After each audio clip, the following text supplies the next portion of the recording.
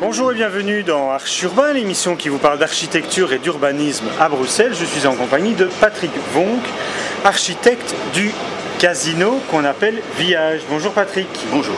Tu vas bien? Tout va bien. Quelle est la difficulté lorsque tu as reçu, lorsque on t'a fait cette commande de création d'un lieu de loisirs? C'est pas tous les jours qu'on crée un casino. Bon, c'est pas le premier casino qu'on fait. On a déjà fait quelques projets pour le même client, un peu partout, à Belgrade, à Londres. On a fait un peu partout des projets.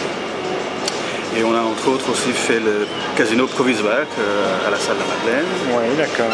Donc on sait un peu de quoi il s'agit. Oui. Quand même ici c'est assez particulier parce qu'à la Madeleine on ne prenait que 2 étages, tandis qu'ici oui, ici c'est gigantesque. On doit remplir vraiment 8 étages. Donc amener les gens à travers ces 8 étages, c'est pas évident.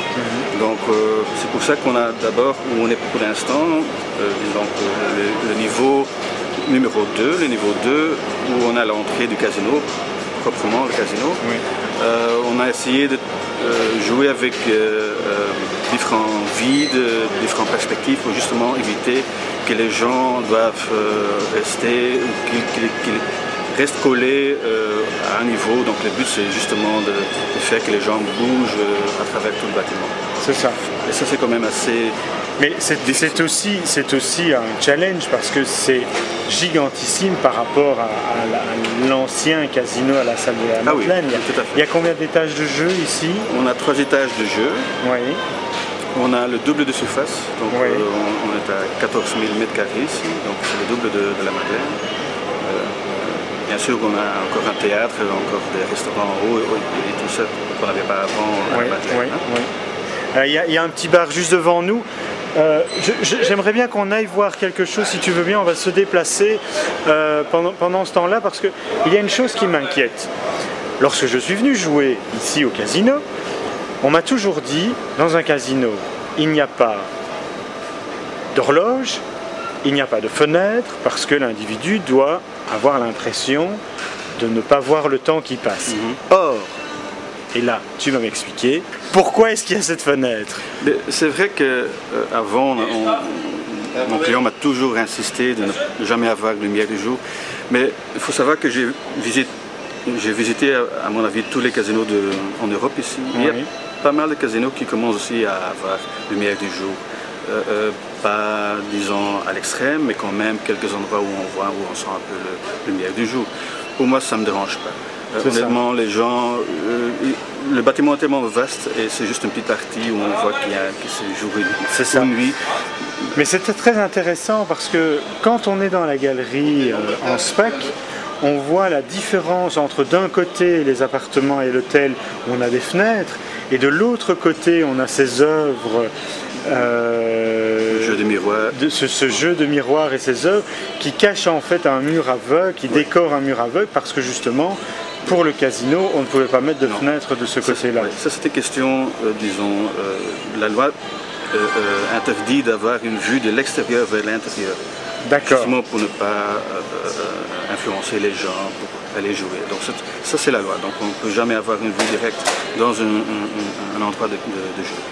Quelle est ta plus grosse difficulté au niveau de l'aménagement du casino pour toi en tant qu'architecte? Parce que j'ai l'impression que la créativité, elle n'est pas très grande. Je suppose que la table de jeu, etc., oui, bon, c'est imposé, mais sur quoi est-ce que tu peux jouer? C'est-à-dire le but, avant que je commence à expliquer ce qui était difficile, le but c'était ici de créer plusieurs endroits, plusieurs ambiances. C'est ça. Parce que c'est tellement vaste, on ne peut pas avoir une salle de 5000 m². C'est évident. Donc le but c'est de nouveau de créer différents endroits, différentes atmosphères. Et de là, faire que tout le monde trouve un peu sa place dans le bâtiment.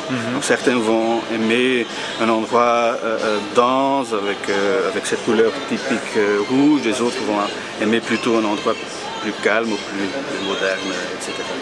Ça c'est déjà la première chose. Et entre toutes ces atmosphères, la difficulté c'est de faire bouger les gens, de faire toujours qu'ils sont intéressés pour aller voir un autre endroit.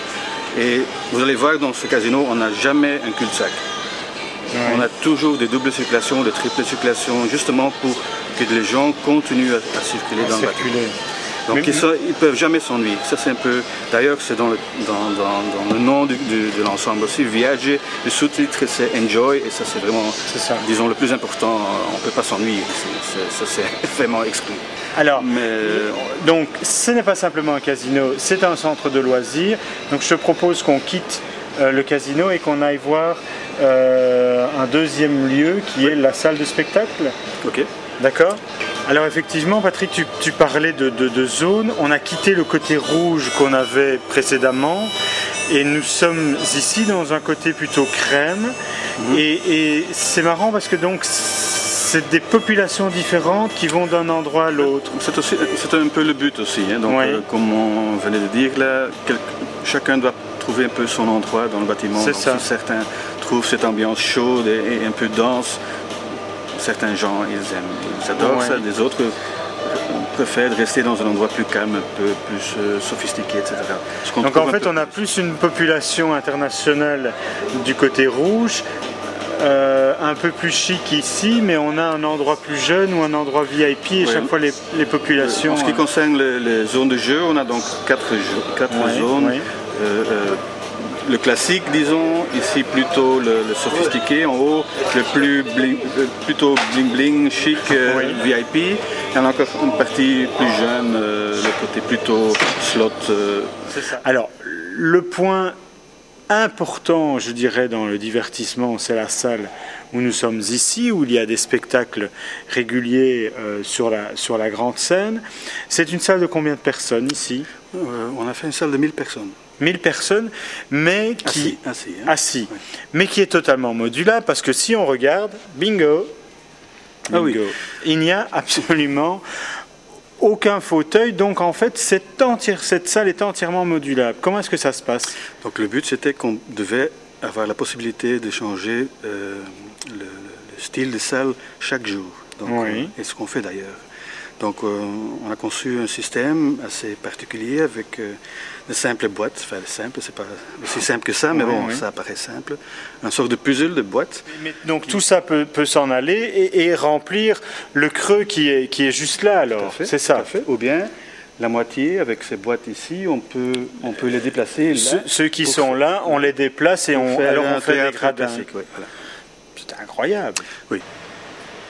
Voilà Patrick, nous allons terminer notre visite de village ici dans ce restaurant panoramique dont j'ai tellement entendu parler parce qu'il faut savoir que pendant 2 ans, je me suis pointé au parking qui est juste là en face de nous pour filmer la construction du bâtiment semaine après semaine et donc j'ai vu construire ce restaurant panoramique qui a une très belle vue sur l'hôtel de ville de Bruxelles, sur la place de la Monnaie qui sera bientôt rénovée. Quelle était la fonctionnalité et ton envie par rapport à ce restaurant? D'abord, c'était assez drôle, mais j'ai dû convaincre, tout au début, il y a quelques années, j'ai dû convaincre le client pour reprendre ça ici, parce que c'était conçu comme un penthouse, un appartement. D'accord. Mais donc, c'est quand même, comme vous dites, un endroit assez spécifique et unique à Bruxelles. On n'a que 2, à mon avis, encore le musée des instruments. Oui, de musique, oui. Et alors celui-là. Et donc, à mon avis, nous, on est mieux situés parce qu'on a une vue plus intéressante, à mon avis, sur Vous êtes un peu plus bas quand même. On est plus bas, mais on a une vue sur la place de justice, sur Saint-Gudule et tout ça. C'est vrai, c'est vrai. C'est quand même impressionnant aussi la nuit et le soir. Oui. Donc, il faut savoir ici, le but ici, ou le concept ici, qu'on a créé un endroit qui peut changer de température, d'atmosphère. Donc le matin, on va introduire des brunchs, des lunchs, tea time, cocktail, happy hour, jusqu'au supper et à la nuit on a encore une ambiance. Là derrière vous allez trouver un endroit pour un DJ, donc on a aussi une ambiance de club. On peut trouver différentes ambiances. D'ailleurs aussi pour ça que le restaurant s'appelle caméléon parce que justement on change littéralement aussi de couleur. On a un système de projection au plafond qui symbolise aussi d'ailleurs un caméléon. Il y a beaucoup de LED un peu partout dans le bâtiment, donc on joue très très fort. On a beaucoup de murs comme ça dans la cage d'escalier qui monte, etc. Donc on joue beaucoup dans le hall d'entrée, etc. sur ces changements de couleurs, effectivement. Ben justement pour dynamiser cette ambiance, cette atmosphère, et aussi pour adapter un peu l'atmosphère en soi. Pendant la journée, ce sera plutôt des pastels, la nuit, ça va être rouge vive, etc. C'est large. Patrick, on va se quitter ici. Si tu as d'autres projets, n'hésite pas à me contacter et ce sera un grand plaisir que nous viendrons te visiter pour voir tes nouveaux projets. C'était donc cette dernière émission concernant l'ensemble de l'ANSPAC Village avec ce centre de loisirs. Merci, à bientôt pour de nouvelles aventures dans Archi Urbain. Merci Patrick.